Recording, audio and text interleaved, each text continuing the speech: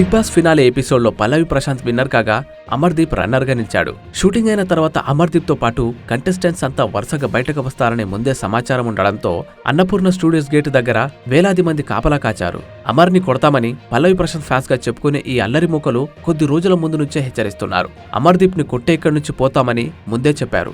చెప్పినట్టుగానే అర్ధరాత్రి final episode ముగిసిన తర్వాత అన్నపూర్ణ స్టూడియోస్ నుంచి అమర్ కారు బయటకు రావడంతో ఒక్కసారిగా దాడి చేశారు. వందలాది మంది అల్లరి మూకల గుంపు అతని కారుపై దాడి చేసింది.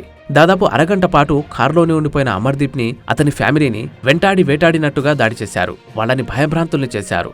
కారులో అమర్దీప్ తల్లి, అతని భార్య, స్నేహితుడు నరేష్, డ్రైవర్ ఉన్నారు. నానా బూతులు తిడుతూ కారును, అద్దాలను మొత్తం ధ్వంసం చేసి అమర్దీప్ ని బయటకు లాగే ప్రయత్నం చేశారు. కారులో ఉన్న అమర్దీప్ తల్లి, భార్య తీవ్ర భయాందోళనకు గురయ్యారు.